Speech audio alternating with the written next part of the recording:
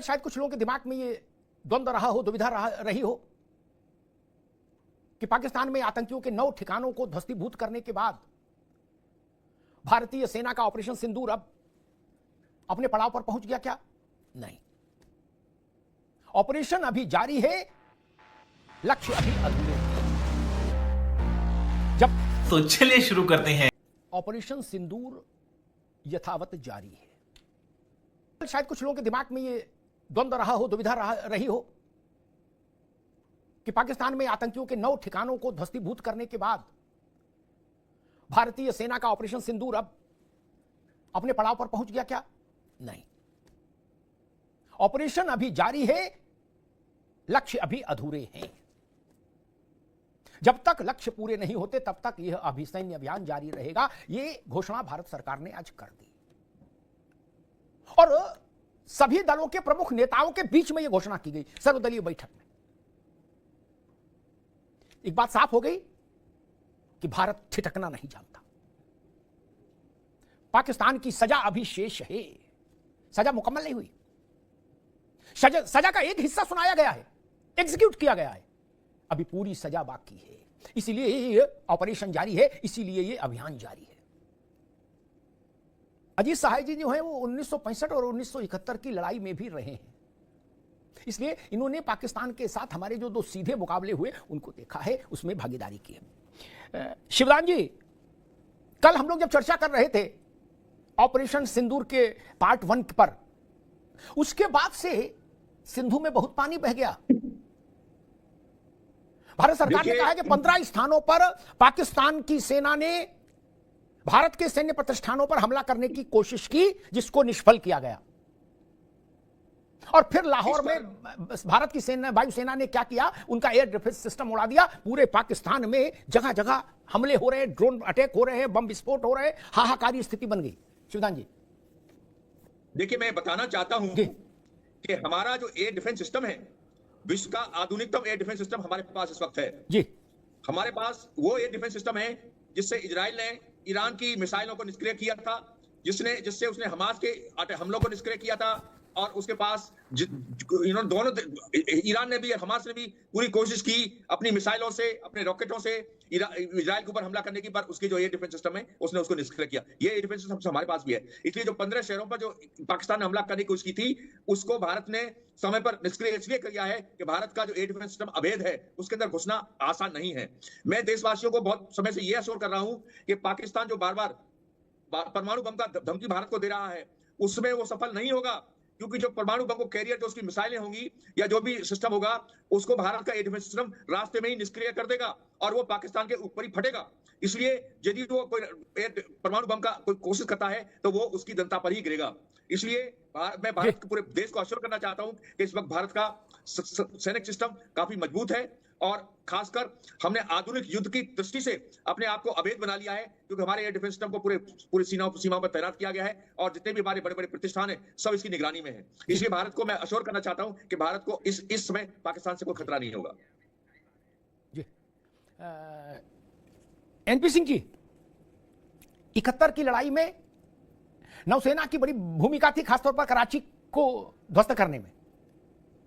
और ये जो ऑपरेशन सिंदूर हुआ, ये भी हमारी सेना के तीनों अंगों का एक बहुत बेहतरीन समन्वय का उदाहरण था। इतना सटीक, इतना सफल एक्शन।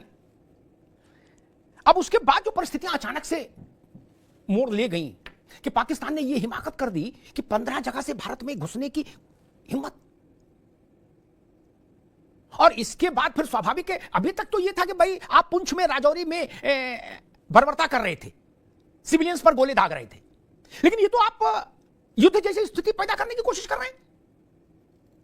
भारत ने आज भी कहा कि हम नहीं चाहते कि चीजें बढ़े और युद्ध जैसी स्थिति में हमको जाना पड़े, लेकिन अगर पाकिस्तान ने ऐसी हरकतें जारी रखी तो फिर जवाब देने का अधिकार भारत के पास रहेगा। एनपी सिंह जी। जी, बिल्कुल। देखिए, एक तो मैं आपको बता दूं सबसे पहले कि जो हमने ऑपरेशन सिंदूर किया है जी, वो अपने आप में पाकिस्तान के लिए और पूरे विश्व के लिए एक मैसेज है कि where does Indian defence stand today, we are in the top 3, top 4। अब से पहले इजराइल या अमेरिका जैसे देश को ही इतने प्रिसीजन के साथ टारगेट को हिट करने का एक श्रेय दिया जाता था कि इनकी कैपेबिलिटी है, बट जितनी खूबसूरती, जितनी एक्यूरेसी के साथ ये हमने आतंकवादियों को टारगेट करके और बहुत मैसेज पूरे विश्व को दे दिया था, पहले भी दे दिया था और करने के बाद भी दे दिया है। तो एक तो ये बताता है कि भारत की आज क्षमता क्या है, भारत की जो सेनाएं हैं कितनी प्रोफेशनल हैं, कितनी कॉम्पिटेंट हैं और किस टेक्नोलॉजी से आज वो उनके पास है आज। लेकिन जिस तरह से पाकिस्तान का जो रवैया रहा है, जो बौखलाहट है, जो गीदड़ भपकी जो दे रहे थे इतने दिनों से, पहले उनकी टोन कुछ अलग थी, बाद में कुछ टोन अलग हो गई, लेकिन उसके बाद जो आज हम देख रहे हैं कि किस किस तरह से क्या क्या वो करने की कोशिश कर रहे हैं, ये उनकी बौखलाहट है, उनकी कैपेबिलिटीज का इस समय पूरे विश्व को पता है। अगर आप रैंकिंग में जो फायर पावर डिफेंस की रैंकिंग है 25, उसमें आप देख लीजिए, दे स्टैंड नोवेयर। उन्होंने यूक्रेन को कितने सारे अपने जो आर्टिलरी और जितने गोले और तोप दे दिए हैं, उसके बाद वो कहाँ स्टैंड करते हैं वो भी सबको पता है। और जैसा आपने बताया कि 71 में 3-4 जो दिसंबर था निर्णायक था हमारे लिए, हमने कराची में जाकर उनके पोर्ट को, उनके तेल के सारे भंडारों को और किस तरह से तबाह किया था, किस तरह से हमने उनकी जो गाजी थी उसे डुबोया और किस तरह से अटैक किया था, बहुत निर्णायक था। और आज हम उससे 10 गुना से ज्यादा, मैं कहूंगा कि 50 गुना ज्यादा सक्षम है, मजबूत है। और पूरे अरेबियन सी में मैं आपको आश्वस्त कर सकता हूं आपके माध्यम से देशवासियों को कि भारतीय नौसेना पूरे जो अरेबियन सी है उसमें जिस तरह से हमारा aircraft carrier, destroyer, frigate, submarine, missile boats, oil tanker, पूरी फ्लीट है वहां पर जो अकेली सक्षम है उस तरफ से अटैक करके पाकिस्तान को बर्बाद करने में। We are ready for everything. हमारी पॉलिसी कभी भी किसी को आक्रमण करने की नहीं है। भारत की पॉलिसी है कि हम आतंकवाद के खिलाफ जीरो टॉलरेंस, और ये हमने पूरे विश्व को बता दिया है। और जो हमारी जो स्ट्राइक हुई है, जो ऑपरेशन हुआ है, इतना स्पेसिफिक था, इतना प्रिसाइज था। बिल्कुल ठीक बात कह रहे हैं। मैं अजीत साहे साहब से कुछ पुराना संस्मरण जरूर सुनना चाहूंगा इस वक्त, लेकिन उससे पहले दो बातें। जब वाजपेयी जी के समय में भारत ने परमाणु विस्फोट किया और उसके बाद नाभिकीय क्षमता में भारत की बढ़ोतरी हुई बड़ी तेजी से, तो भारत ने एक न्यूक्लियर डॉक्ट्राइन तैयार किया अपने लिए, खुद पर आत्मसंयम के लिए एक व्यवस्था एडॉप्ट की। यह भारत का चरित्र बताता है। मुझे याद है अटल जी ने कहा था कि यह शक्ति संतुलन के लिए है, हमले के लिए नहीं। यह शांति के लिए है यह शक्ति परमाणु की। इसलिए भारत ने स्वीकार किया कि हम पहले परमाणु हमला कहीं नहीं, कभी नहीं करेंगे ना, नो फर्स्ट यूज। हाँ, दूसरा कोई हिमाकत करेगा तो उसका उत्तर दिया जाएगा। ये भारत का चरित्र है। और ये आज भी मैं देख रहा हूं, आज भी जो सरकार कह रही है, डिफेंस मिनिस्ट्री कह रही है, सेना कह रही है, वो यही कह रही है कि आप सुधर जाइए, हम युद्ध नहीं चाहते। लेकिन अब सुधरोगे नहीं तो फिर तो लंका दहन तय है। समझाया था हनुमान जी ने कि मान जाओ, रावण को नहीं माना, उन्हीं की पूंछ में आग लगाने की कोशिश की तो पूरी लंका जल गई। आज मैं देख रहा हूं वो दृश्य, मुझे पाकिस्तान की हालत देख रहा हूं तो मुझे लग रहा है लंका दहन जैसा स्थिति हो, हनुमान जी महाराज लंका दहन कर रहे हैं। या एक दूसरा दृश्य मुझे समझ में आता है, शिवदान जी और एनपी सिंह साहब दोनों सहमत होंगे कि इजराइल ने जो पेजर बम का प्रयोग किया था ना, गली गली, मोहल्ले मोहल्ले, ठेले ठेले पेजर बम फटे, सब्जी बेचने वाले के पास भी फटा, बवाल मच गया, पागल हो गया, क्या करें, कहां जाएं। वो स्थिति आज पाकिस्तान की हो गई। तो अपनी क्षमताओं को भी तौल लेना चाहिए, नाप लेना चाहिए, उतनी ही बड़ी उड़ान लेनी चाहिए। अजीत साहब जी, 65 की लड़ाई और 71 की लड़ाई, ये दो लड़ाइयां हैं जब भारत आर्थिक तौर पर बहुत कमजोर था। 71 में भी भारत के पास 2 वक्त की रोटी खाने के लिए अपना गेहूं नहीं था, अमेरिका से लाल गेहूं आता था, उससे भारत में 2 टाइम रोटी होती थी। वो भारत था, तब भी उसने इतना सामर्थ्य रखा कि पाकिस्तान को बीच से चीर दिया, एक हिस्सा ही अलग हो गया।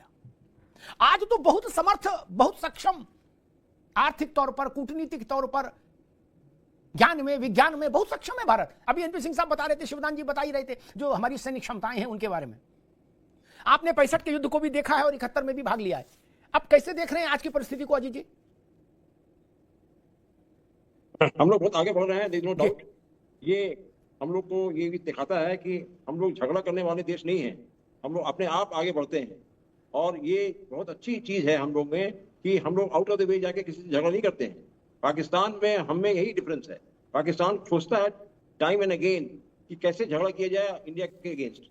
ये बहुत बड़ी बुरी चीज है। हम लोग कभी फौजी ऑल्सो कभी नहीं सोचते पाकिस्तान खराब हो जाए। अरे पाकिस्तान तो अपना आराम से रहो, हम भी आराम से रहेंगे, तो लेकिन रहा नहीं जाता। उनको चिढ़ है, कि हमारा भारत देश जो है बहुत बड़ा है, वो छोटे हैं, काटो, किसी तरह काटो, इनको और छोटा करो। ऐसे बार्गेन में बांग्लादेश निकल गया, पाकिस्तान निकल गया, ईस्ट पाकिस्तान।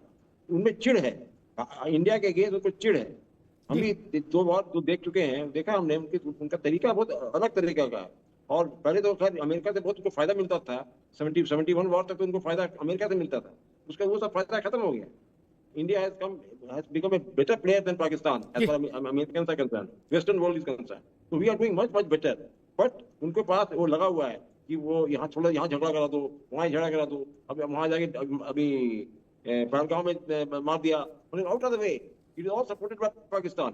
अगर पाकिस्तान सपोर्ट नहीं करे, नो माइक का लाल आ सकता है वहाँ पर वही करते हैं, ये उनको भुगतना पड़ेगा और कोई चारा नहीं है पाकिस्तान के लिए, भुगतो या हटो, ये दोनों यही चीज है।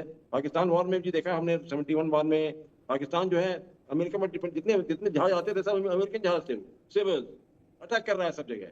अब अमेरिका को सपोर्ट नहीं कर रहा है, America is very close to us also now.